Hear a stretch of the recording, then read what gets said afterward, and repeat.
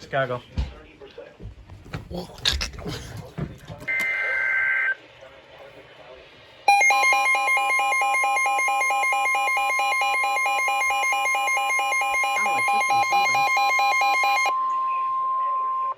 National Weather Service in Chicago has issued a severe thunderstorm warning for southeastern Lake County in northeastern Illinois, northwestern Cook County in northeastern Illinois, until 2:45 p.m. At 2:04 p.m., a severe thunderstorm was located over Hoffman Estates, moving northeast at 50 miles per hour. Hazard, 60 miles per hour wind gusts and quarter-size hail. Source, radar indicated. Impact, hail damage to vehicles is expected. Expect wind damage to roofs, siding, and trees.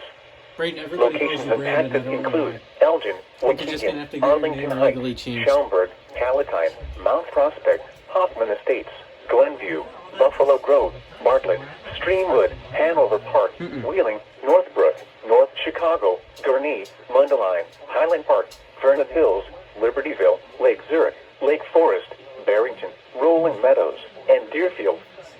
For your protection, move to an interior room on the lowest floor of a building.